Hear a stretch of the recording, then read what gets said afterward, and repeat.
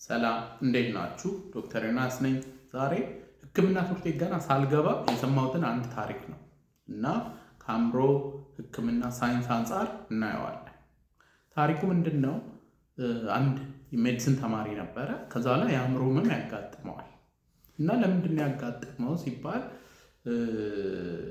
የመጀመሪያ ዓመት ተማሪ ያሉ ሬሳ ምናምን ነገር ካዳቨር ነው የምንለው እኛ ካዳቨር ላይ እንትን እያሉ ሁሉ ጊዜ ሲገባ እየከፈተ ካዳቨር እንደምን አላችሁ ሬሶች ይላል።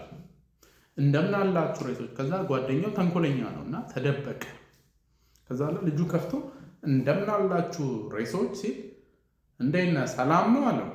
ከዛ ልጁ ደነገጠ። በዛው የአእምሮ ህመምተኛ ሆነ የምትባል ታሪክ ሰምቻለሁ። አናቶሚ ስንማር እንግዲህ ካዳቨር ላይ ነው የምንማረው እና የመጀመሪያ ጊዜ በጣም የሚከብድ ኤክስፒሪየንስ ነው። በቃ የሞተ ሰው ማየት። ከዛ ደግሞ ያው ሰውነቱ እንዳይፈራረስ መድኃኒት ምናምን ነገር ይደረግበታል። ሽታ አለው፣ በጣም ከባድ ነው ሽታው። የመድኃኒቱም የሌላውን ፕሮሰስ አንድ ላይ ሆኖ ማለት ነው። እና ህክምና ትምህርት ቤት ሲገቡ እንግዲህ መጀመሪያው ሾክ ከሚያጋጥማችሁ ቦታዎች ውስጥ ካዳቨር ላይ እንትን ስትሉ እንደዛ ነው። ከዛ በኋላ እንግዲህ አናቶሚ ለመማር እያንዳንዷን ጡንቻዎች እየቆረጥን ነው የምናየው። ይሄ ከዚህ ተነስቶ እዚህ ነው የሚሄደው ይሄ ጡንቻ እያልን እየቆረጥን ሬሳው ላይ እና ስንማር ትዝ የሚለኝ የሆነ ሰዓት ላይ ግላቭ በቂ አልነበረም እና ከዛ በኋላ በቃ ምን ግላቭ የለም ምን ይሻላል ሲባል ለመማር እንግዲህ ሜዲሲን የሚገባ ሰው አብዛኛው ትምህርት ፍላጎት ያለ ነው፣ በቃ ኢንቱሲያስቲክ ናቸው። እና እኔ እንኳን እንደዛ አላደረኩም፣ ግን አንዳንድ ልጆች በእጃቸው የገቡበት ነበሩ። በቃ በእጃቸው የቆረጡ ይሄ ጡንቻ ከዚህ ነው የሚነሳው ምናምን ነገር ያሉ ጓንት ሲጠፋ ማለት ነው።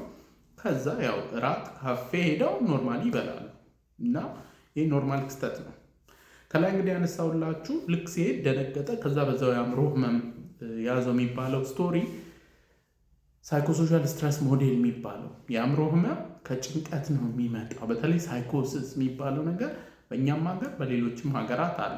ብዙ የአማርኛ ፊልም ላይ ታችሁ ከሆነ የሆነ ነገር ተከሰተ፣ ደነገጠ፣ በዛው ታመመ ምናምን አይነት እንትን ይላሉ እና ይሄ ኢነፍ ስትረሰር አይደለም። ከዛ ከስትረሰር ጋር ደግሞ ተያይዘው የሚመጡ ህመሞች ሶስት ናቸው። አንደኛው አጀስትመንት ዲስኦርደር ቀላል አጀስትመንት ከሆነ፣ ሁለተኛው አኪዩት ስትረስ ዲስኦርደር እና ፒቲኤስዲ የምንለው እነዚህ ድህረ አደጋ ሰቀቀን የምንላቸው ናቸው። እነዚህም ስትረስፉል የሚሆኑ እንዴት ሲሆን ነው? ሰዎቹ ላይ ለህይወት አስጊ ሲሆን ብሞትስ የሚል አይነት ኤክስፒሪየንስ ከሆነ፣ ሁለተኛው ደግሞ ፊዚካል ኢንቴግሪቲ ይሄ እንግዲህ ጾታዊ ጥቃት መደፈር ምናምን ሲኖር በኋላ ላይ ሰዎች ድህረ አደጋ ሰቀቀን ዴቨሎፕ ሊያደርጉ ይችላሉ እንጂ እንደዚህ አይነት አስደንጋጭ ሁኔታዎች ወደ አእምሮ ህመም በተለይ ሳይኮሲስ ወደምንለው ምንም የሚመራበት ሳይንቲፊክ የሆነ መሰረት የለውም። ግን ይሄ ዋን ኦፍ ስቶሪስ ከሰሟቸው ምናልባት እናንተ ሰምታችሁ ይሆናል ወይ ያልሰማችሁ ይሆናል፣ ግን እንደሱ ነው እና እነዚህ አይነት ናሬቲቭስ እንደዚህ አይነት ትረካዎች ለአእምሮ ህመም መንስኤ ያለንን አረዳድ ይለውጡታል እና በትክክል ካልተረዳ ነው ደግሞ መንስኤውን ካላወቅን ትክክለኛው ህክምና ቦታ አንሄድም። የአእምሮ ህመም የተለያዩ ነገሮች በመተባበር ነው የሚፈጥሩት። አንዳንዶቹ ስነ ህይወታዊ ናቸው፣ አንዳንዶቹ ሳይኮሎጂካል ናቸው፣ አንዳንዶቹ ሶሻል ናቸው እና እንደየህመሙ ግን ይለያያል። ሳይኮቲክ ዲስኦርደርስ የምንላቸው በአብዛኛው ፕሪዶሚናንትሊ አእምሮ ውስጥ ያሉ ንጥረ ቅመሞች መዛባት ነው። ስለዚህ ስነ ህይወታዊ ኮንትሪቢሽኑ በጣም ያመዝናል። ህክምናው በዋናነት የመድኃኒት ህክምና ነው።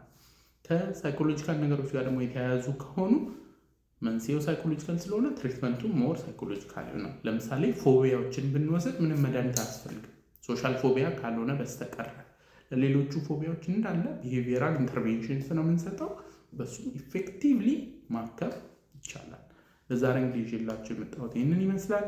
ሁልጊዜ እንደምለው ያለ አእምሮ ጤና የለም። ደህና ሁኑ።